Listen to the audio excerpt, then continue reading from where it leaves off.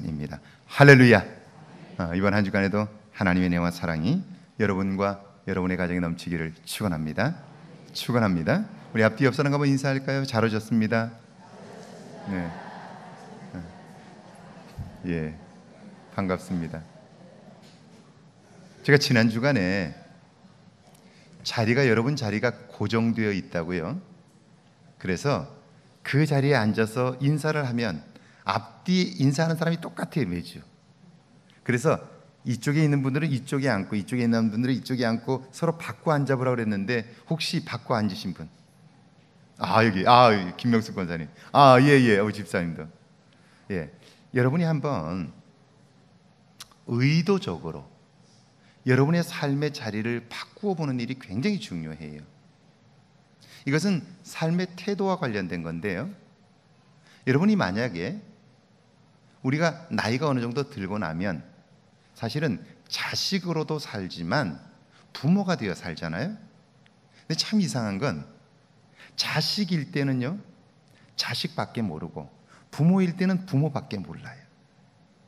둘 다 경험했음에도 불구하고 옛적 일은 다 잊어버리는 거예요.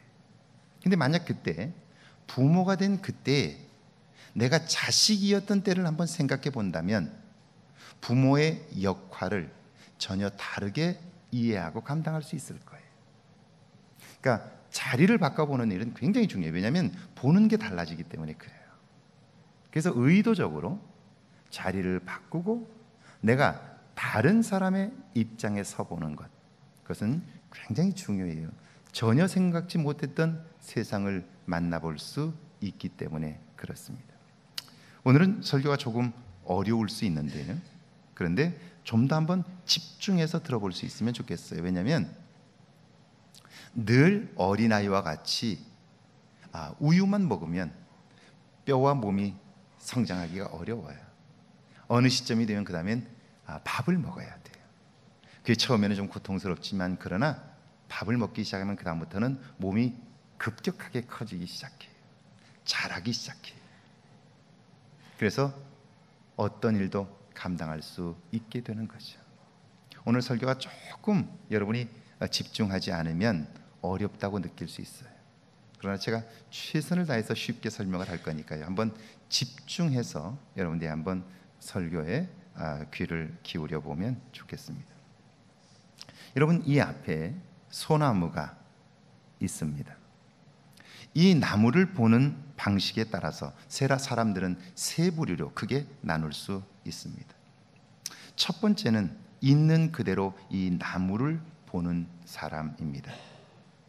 이 나무가 어느 위치에 놓여져 있고 어떤 종류의 나무인지 그것을 파악하는 사람들입니다. 이런 사람들은 사물을 분석하고 평가하기 때문에 이성적인 사람이라고 말할 수 있습니다.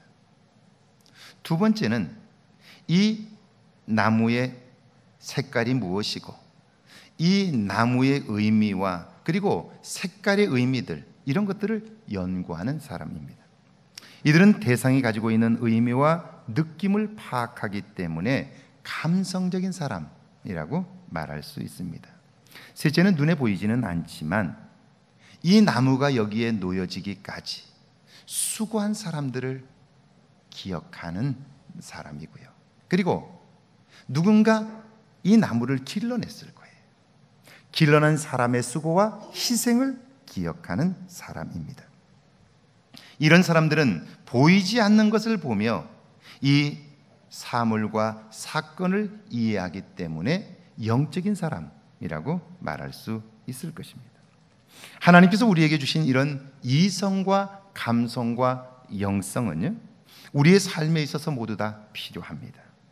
이성 없는 감성은 맹목적이 되고요, 감성 없는 이성은 차갑고 냉소적이 됩니다. 옳은 말을 하는데 괜히 기분 나쁜 경험이 여러분들에게 아마 있었을 것입니다. 감성이 없기 때문이고요, 여행 가서 무조건 좋다고 하면 물건을 사는 사람들이 있어요. 이성적인 판단을 못하기 때문입니다. 또한 이성 없는 영성은 신비주의적이 되고요, 영성 없는 이성은 독선적이 됩니다. 신천지가 요즘 소외된 이웃들에게 열심히 반찬을 만들어 나눠주고 있다고 익산의 신문들이 몇 번 지금 계속해서 신문에 내고 있어요. 그런데 청와대 앞에서는 신천지에 빼앗긴 내 딸을 돌려달라고 시위를 하고 있어요. 정말 이웃을 위해서 그렇게 애쓴다면 신천지에 내 딸을 빼앗겼다고 안타까워하며 시위를 하고 있는 그 어머니의 소리에 귀를 기울여야 하는 것 아니에요? 이성이 없으면 종교는 신비주의적이 되고요, 영성이 없으면 다른 사람을 판단하고 정죄하는 바리새인이 되고 마는 거예요. 그뿐 아니라 감성 없는 영성은 마음을 움직이지 못하는 이론이 되고요, 영성 없는 감성은 감정만 자극하는 신파극이 되고 맙니다. 제가 영성에 관한 책들을 많이 읽는 편인데요, 대부분의 책들이 감동이 없어요. 왜 그럴까요? 영성이라고 하는 것은 사실은 오늘 우리가 살고 있는 이곳에서 우리가 아파하고 힘들어하는 것에 대한 대답으로서 영성은 필요한 거예요. 그런데 영성에 관한 책들이 오늘 우리가 겪고 있는 아픔과 고민에 대한 관심이 없어요. 그러니까 그저 영성 이론에 불과한 거예요. 그렇다고 감성만 자극하면 어때요? 오래된 기도원들이 그런데요, 눈물샘만 자극합니다. 축복만 외치는 거예요. 그러므로 우리의 삶을 이끌어가는 이성과 감성과 영성은요, 서로 조화를 이루어야 합니다. 질서가 있어야 하는데요, 이 질서가 바로 잡히지 않으면 우리의 삶은 엉망이 되고 마는 것입니다. 오늘 구약의 본문을 한번 볼까요? 사무엘하 15장 12절인데요. 우리 한번 같이 읽습니다. 12절 말씀입니다. 함께 읽습니다.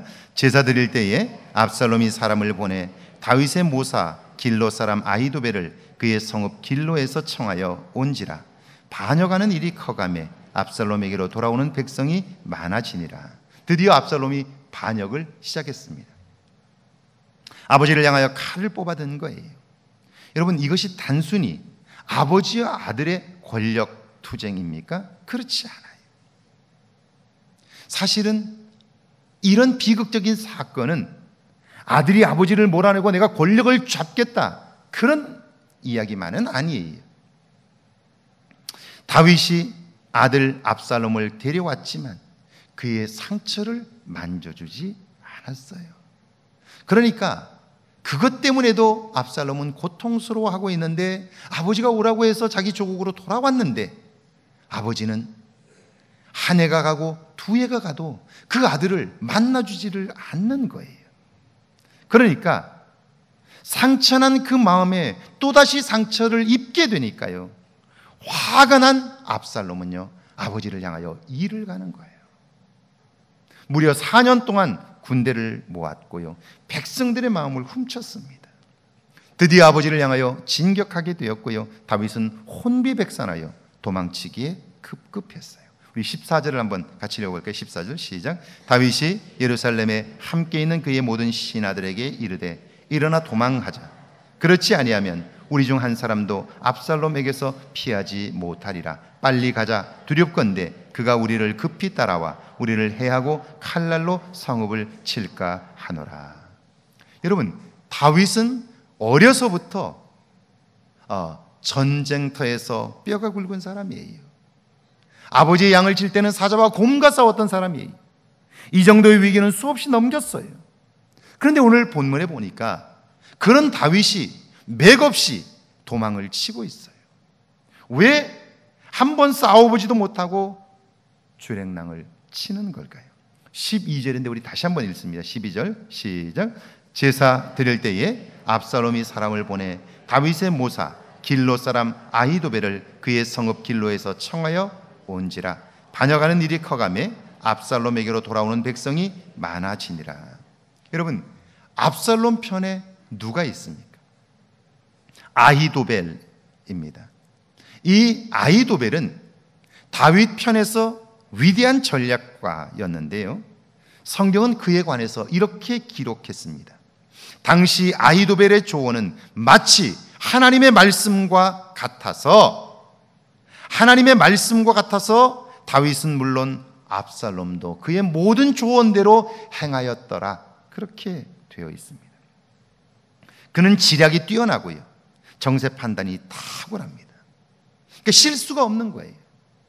그러니까 그가 정세를 분석하고 그리고 판단하는 그 일은 마치 하나님이 하시는 것과 같았다, 그런 거예요. 그러니까 다윗은요, 그 모든 일을 다 그와 의논해요. 아니, 좀 더 정확히 말하면 다윗은 그를 의지했을 뿐 아니라 그가 다윗을 모두 다 움직이고 있었던 거예요. 특급 참모였던 거죠. 그런 그가 지금 압살롬 편에 서 있습니다. 여러분, 그러니까 다윗으로서는요, 두려운 거예요. 나를 속속들이 알고 있고요, 나를 알지 못하는 것이 아무것도 없는 거예요. 그런 그가 지금 쿠데타를 일으킨 반대편에 서 있으니까요, 다윗으로서는 두려운 거예요. 숨고 싶은 거예요. 살기 어렵다고 판단하는 거예요. 그렇다면 왜 그가 지금 다윗을 죽이려고 하는 걸까요? 그렇게 충성스럽게 친구처럼 함께 지냈던 아히도벨이 왜 다윗을 버리고 그를 죽이려고 하는 압살롬 편에 선 걸까요? 왜 그랬는지 정확하고 직접적인 이유가 성경에는 나오지 않아요. 그러나 아주 분명히 추론할 수 있는 정황들이 있습니다. 사무엘하 11장에 보면 다윗이 밧세바를 범한 일이 있었죠. 그런데 이 밧세바의 아버지가 누구인 줄 아세요? 다윗의 30명의 용사들이 있었는데요, 그 중에 한 장수 엘리암이 바로 이 밧세바의 아버지입니다. 그렇다면 엘리암은 누구일까요? 엘리암의 아버지가 바로 아히도벨입니다. 그러니까 밧세바는 아히도벨의 이 손녀딸인 거예요. 이제 아히도벨이 왜 다윗을 버리고 압살롬에게로 갔는지 이해가 되시죠? 분노입니다. 감정이 폭발한 거예요. 내가 평생 자기를 위하여 충성했는데 어떻게 내 손녀에게, 내 집안에 이렇게 할 수 있느냐 하는 거죠. 손녀딸을 범한 건 실수라고 해도 어떻게 손자 사위를 살해하고 안 그런 척 할 수 있느냐는 거예요. 그러니까 어때요? 견딜 수 없는 거예요. 분노가 치밀자 복수하고 싶은 마음이 들었던 거죠. 그때 마침 압살롬이 반란을 일으켰고요, 당연히 다윗을 죽이고자 하는 일에 앞장서게 된 것입니다. 그런데 여러분, 아히도벨의 마음은 충분히 이해가 되시지요. 사람이기에 그럴 수 있습니다. 그런데 보세요. 하나님은 그런 불륜의 관계, 다윗과 밧세바를 통해서 위대한 왕 솔로몬을 세웁니다. 그곳에도 하나님의 놀라운 계획이 있었던 거죠. 게다가 그렇게 분노하며 다윗을 죽이려고 했는데 그런 그는 어떻게 되었습니까? 처음엔 큰 승리를 거두었어요. 그러나 결정적인 순간에 압살롬이 자신의 책략을 따르지 않고 후세의 제안을 찬동하게 되자 그는요, 그 자리를 버리고 고향으로 내려가서 스스로 목숨을 끊고 말았어요. 분노함으로 자신뿐 아니라 집안이 망가졌고요, 수많은 백성들이 고통을 겪었어요. 이것은 단순히 아히도벨만의 문제는 아닙니다. 압살롬 역시 분노함으로 쿠데타를 일으켰죠. 그런데 어때요? 그 일로 인하여 자기도 죽음을 맞았고요, 나라를 위기 속으로 몰아넣었습니다. 여러분, 왜 이렇게 되었나요? 감정을 다스리지 못함으로 벌어진 일들입니다. 그러므로 감성은요, 반드시 이성에 의해서 평가되어야 합니다. 힘들고 어려워도 정말 이렇게 행동하는 것이 맞는지 검토해봐야 돼요. 말하기 전에, 내 감정을 따라 행동하기 전에 이렇게 말하고 행동하는 것이 옳은 것인지 한 번쯤 생각해 보아야 한다는 거예요. 그렇지 않으면 나와 내 주변이 엄청난 고통을 겪는 거예요. 여러분도 들으셨죠? 지난주 화요일 연세대 공대 김모 교수 연구실에서 사제 폭발물이 터졌어요. 혹시 테러가 아닌가 하여 모든 국민이 놀랐는데요. 밝혀진 바에 의하면 대학원 학생이 교수에게 불만이 있었고 복수하려고 그랬다는 거예요. 여러분들은 아마 잘 모르시지만 한국에서 석사 과정의 학생이 된다는, 대학원생이 된다는 것은요, 교수의 종노릇을 하는 거예요. 성적을 교수가 쥐고 있기 때문에 마음에 들지 않으면 점수를 주지 않아요. 그러면 다른 학교로 옮기면 이 학회라고 하는 것이 있어서 교수들은 다 연결이 있어요. 다른 학교를 가도 거기다가 전화를 해가지고요, 그놈 못된 놈이라고 그러면 거기서도 공부를 못해요. 어떻게 졸업을 했다고 합시다. 대학원을 졸업하고 취직을 하려고 어디다 연구소에 서류를 내면요, 연구소에도 다 연결이 되어 있어서요, 그 교수에게, 지도 교수에게 전화가 와요. 그 친구 어떠냐고, 이번에 우리 연구소에 어플라이를 했는데 어떠냐고. 그럼 그 교수가 그놈 못됐어 그러면 취직도 못하는 거예요. 그러니까 석사과정의 대학원생은 교수가 시키는 대로 할 수밖에 없어요. 그 과정을 겪는 동안 그 안에서는 정말 비인간적인 일들이 얼마나 많이 일어나는지 몰라요. 한마디로 갑질을 하는 거예요. 저희 둘째 아이도 한국에 들어와서 사실은 이번 학기 대학원을 진학하기로 다 결정을 했어요. 학교도 결정하고, 그리고 담당 교수를 만나서 인터뷰도 하고 다 좋아했어요. 다 결정이 됐어요. 그런데 처음 만난 그 자리에서 교수가 하는 이야기가, 석사 과정을 시작하는데 아침 9시에 출근해서 저녁 10시까지 내 연구실에 있으라는 거예요. 내가 등록금을 내고 학교를 다니는데 아침 9시부터 밤 10시까지 사무실에 출근해서 내 곁에 있으라는 거예요. 이건 어느 나라에도 없는 일이에요. 유일하게 한국에만 있는 일이에요.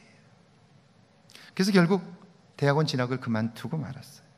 저도 그만하지 말라고 이야기를 했어요. 그러니까 그 학생의 마음은 정말 이해가 돼요. 그렇다고 사제 폭발물을 만들어 복수하는 건 안 돼요. 왜냐하면 그 일로 자기 자신의 삶이 망가지기 때문이에요. 부모님들과 주변 사람들도 엄청난 상처를 받잖아요. 그러므로 분노의 감정은요, 표현되기 전에 이성에 의하여 걸러져야 돼요. 이렇게 하는 것이 옳은가 생각하는 거예요. 아마 지금은 없어졌다 그러는데 저도 오래전에 부산의 태종대 자살바위 쪽에 갔더니 그 자살바위 꼭대기에 이렇게 나무 팻말에 써서 올려져 있었어요. 여러분도 보셨나요? 한 번만 더 생각해 보세요. 그렇게 써 있었어요. 너무 많이 사람들이 와서 죽으니까 거기다 그렇게 써놓은 거예요. 그걸 보는 순간 내가 정말 죽을 수밖에 없나? 이 길밖에 없나? 생각하면 어때요? 돌이킬 수 있는데요. 그 자리에 가면 사람은요, 더 이상 생각하려고 하질 않아요. 그리고 그냥 뛰어내리는 거예요. 그래서 그 꼭대기 끝에다가 한 번만 더 생각해 보세요. 일본 해안 절벽에는 젊은 사람들이 하도 많이 죽으니까요, 이렇게 써놨어요. 잠깐만 기다려봐. 하드디스크는 다 지우고 왔어? 나이 드신 분들은 잘 몰라요. 젊은 친구들, 너 죽으려고 여기 왔는데 너 컴퓨터 하드디스크 안에 너 부끄러운 일들 꽤 많이 있을 텐데 그건 다 지우고 왔어? 그렇게 한 번 더 생각해 보라는 거예요. 돌아가서 그거 지우고 와, 그러면서 생각하라는 거죠. 생각할 시간적인 여유를 가지라는 거예요. 감정이라고 하는 것은 반드시 이성으로 견제되어야 돼요. 이게 삶의 질서로 자리 잡지 않으면 우리의 인생은 엉망이 될 수밖에 없는 거죠. 이런 질서가 여러분의 삶에 세워지기를 주의 이름으로 축원합니다. 그뿐 아니라 이성과 영성의 관계는 어떨까요? 오늘 시작의 본문 고린도전서 8장 4절을 우리 한번 같이 읽어볼까요? 8장 4절 말씀입니다. 함께 읽습니다. 시작. 그러므로 우상의 제물을 먹는 일에 대하여는 우상은 세상에 아무것도 아니며 또한 하나님은 한 분밖에 없는 줄 아노라. 고린도 교회 안에 다툼이 생겼어요. 그것은 이방 신전에 바친 고기가 시장에 유통이 되었는데요, 다른 고기보다 값이 싼 거예요. 그러니까 교인들 중에는 그걸 먹는 사람들이 있었어요. 그들을 향해서 믿는 사람이 어떻게 우상의 제단에 바치신 고기를 먹을 수 있느냐고 비난하는 사람들이 있었던 거예요. 여러분 어떻게 생각하세요? 먹어도 된다 1번, 먹으면 안 된다 2번. 몇 번입니까? 1번입니까? 2번입니까? 감정적으로 어때요? 기분이 안 좋은 것은 사실이에요. 그렇다고 못 먹을 것도 없어요. 왜냐하면 우상이란 원래 없는 거예요. 사람들이 만든 거예요. 그러니까 그곳에 바쳤다 해도 못 먹을 이유는 없어요. 감정적으로, 감성적으로 문제가 없고요, 이성적으로도 문제가 없습니다. 그렇다면 마음대로 먹어도 되는 거죠? 그렇지 않습니다. 이성적으로, 논리적으로 문제가 없다 해도 영성적으로 하나님 편에서 이게 옳은가 한 번 더 생각해 봐야 되는 거예요. 우리 10절과 11절입니다. 같이 한번 읽어볼까요? 10절과 11절 시작. 지식 있는 내가 우상의 집에 앉아 먹는 것을 누구든지 보면 그 믿음이 약한 자들의 양심이 담력을 얻어 우상의 제물을 먹게 되지 않겠느냐. 그러면 내 지식으로 그 믿음이 약한 자가 멸망하나니 그는 그리스도께서 위하여 죽으신 형제라. 우상의 제단에 바쳐진 음식을 먹는 일, 그게 틀린 일은 아니에요. 그러니까 먹어도 괜찮아요. 그런데 내가 신앙생활을 오래 한 내가 그 음식을 먹게 될 때에 교회 안에 새롭게 신앙생활을 시작한 새신자가 볼 때는 어때요? 처음 예수를 믿게 된 사람이 볼 때 그 마음은 어떨까요? 내가 먹는 것은 괜찮지만 내가 먹는 것으로 인하여 누군가가 시험에 들 수 있어요. 그건 안 되는 거예요. 그러니까 먹지 않는 거예요. 여러분, 말하고 싶어도 덕이 되지 않으면 그 말을 참을 수 있는 것, 그게 성숙한 사람이에요. 아무리 내가 하고 싶은 행동이 있다 할지라도, 화가 나서 견딜 수 없다 할지라도, 여러분, 그걸 함으로써 누군가 상처를 받는다면, 하나님의 영광이 가려진다면 그것을 자제할 수 있는 것, 이게 성숙한 사람이지요. 이게 먼저 믿은 사람들의 모습인 것이죠. 사도 바울은 그래서 이렇게 외칩니다. 고린도전서 8장 13절입니다. 같이 한번 읽어볼까요? 시작. 그러므로 만일 음식이 내 형제를 실족하게 한다면 나는 영원히 고기를 먹지 아니하여 내 형제를 실족하지 않게 하리라. 할렐루야. 만약 내가 먹는 그 일로 인하여 누군가 상처를 받는다면, 실족한다면 나는 영원히 고기를 먹지 않겠다는 거예요. 내가 하는 말, 내가 적어도 한 교회의 권사이고, 내가 한 교회의 목사이고, 내가 한 교회의 집사인데, 내가 그리스도인인데, 내가 하는 말로 인하여, 내가 하는 행동으로 인하여 믿지 않은 사람들이 교회를 우습게 여기고 하나님의 영광이 가려진다면 나는 그 모든 것을 평생 입을 닫고 살겠다, 그 이야기인 거예요. 고기를 먹지 않겠다 하는 거예요. 감성은 이성에 의하여 견제되어야 하고요, 이성은 영성에 의하여 평가되어야 하는 거예요. 그럴 때 우리의 삶에 감동이 있고요, 하나님의 온전한 일을 이룰 수 있는 거죠. 제가 신학교를 다닐 때 경제적으로 굉장히 어려웠어요. 다니던 회사에서 매달 제게 10만 원씩을 보내주셨어요. 그리고 교회에서 봉사하면서 받는 5만 원, 15만 원으로 한 달을 사는 거예요. 그걸로 책을 사야 되고 기숙사비 내야 되고 밥값을 내야 되니까요, 늘 부족해요. 모자라요. 어려워요. 그러니까 밥을 자주 굶는 거예요. 왜냐하면 책을 좀 몇 권 사면 그 다음 주는 며칠을 굶어야 돼요. 그러니까 너무 힘든 거죠. 그런데 아는 분의 소개로 아이 하나를 과외를 하게 되었어요. 처음에는 수학 한 과목만 했는데요, 한 과목에 30만 원을 받았어요. 지금 별거 아닌 것 같지만 그때 30만 원은 엄청나게 커서, 특별히 제게 30만 원은요 얼마나 컸는지 몰라요. 한두 달 하고 났는데요, 아이 성적이 오르는 거예요. 그러니까 그 어머니가 제게 영어도 해달라고 그러는 거예요. 수학하고 영어 두 과목. 그럼 얼마예요? 60만 원. 어떻게 잘하시네요. 60만 원이 들어오니까요, 세상이 온통 내 것 같아요. 그래서 너무너무 신이 났어요.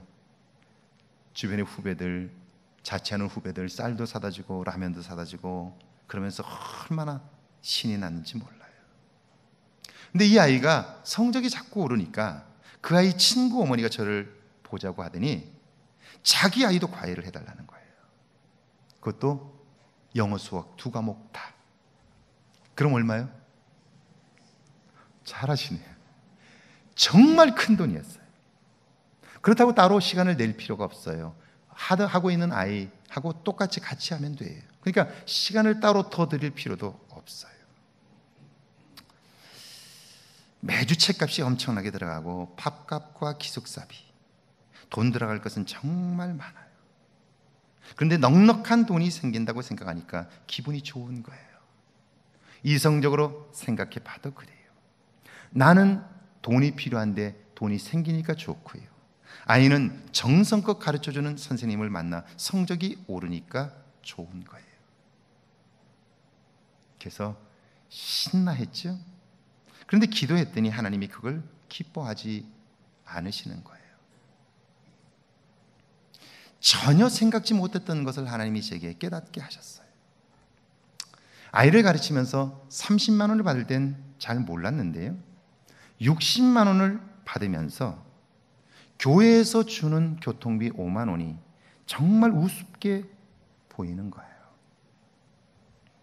내가 하고 있는 일, 교회를 섬기는 일들, 아이들을 가르치는 일들, 교회 학교를 섬기는 일들, 이런 일들이 별거 아닌 것처럼 느껴지는 거예요. 여러분, 제가 신학교를 다니고 있잖아요. 목사가 되려고 공부하고 있잖아요. 그렇다면 교회를 섬기는 일, 하나님을 기쁘시게 하는 일이 내 평생 가장 기쁜 일, 소중한 일이 되어야 돼요. 그래야 마음을 다하여 충성할 수 있잖아요. 그런데 목사도 되기 전에 그 일이 별 볼 일 없다고 생각하면 어떻게 되는 겁니까? 그때 제가 알았어요. 아무리 돈이 필요해도, 명분이 좋고 옳은 일이라 해도 그것이 나로 하여금 교회에서 멀어지게 하고 하나님의 일을 소홀하게 만든다면 단호히 끊어야 한다는 거예요. 그렇지 않는다면 어느 순간 돈이 내 중심을 차지할 거예요. 더 많은 돈을 벌기 위하여 그곳에 시간과 마음을 쏟았을 거예요. 하나님은 내 삶에서 저 멀리 밀려나는 거죠. 그래서 저는요, 그 제안을 거절했고요, 나는 평생 이제는 교회에서 주는 것만으로 살겠다라고 다짐을 했어요. 미국에서 유학생활을 하는 동안 IMF가 있었어요. 어려운 시기 있었어요. 저도 그때는 교회를 섬기지 않았기 때문에 회사에서 일도 했지만요, 그 위에 교회를 개척한 이후에는 제 아내에게도, 보통 유학생활을 하면서 교회를 개척하고 하면 사모님들이 나가서 일하고 그래요. 제 아내와 함께 그렇게 얘기했어요. 우리 밥을 굶어서 여기를 떠나는 한이 있어도 일하지 말자. 하나님이 주시는 것으로 살자. 어려웠어요. 그러나 하나님이 주시는 놀라운 은혜들이 눈에 보이게, 아주 뚜렷하게 볼 수 있게 되었고요, 돌이켜보아도 그때 받았던 은혜가 얼마나 큰지 몰라요. 사랑하는 여러분, 감성은 우리의 삶에 있어서 중요해요. 마음을 움직이는 힘이 있기 때문이에요. 그러나 감성은 이게 정말 옳은가 이성에 의해서 견제되어야 돼요. 그리고 아무리 옳고 정당하다고 해도 이성은요, 하나님이 기뻐하시는 일인가 영성에 의하여 평가되어야 해요. 이런 질서가 확고하게 세워질 때 우리의 삶은 견고할 수 있어요. 하나님의 영광이 나타나는 거예요. 이런 질서가 회복되는 저와 여러분 모두 되시기를 주의 이름으로 축원합니다.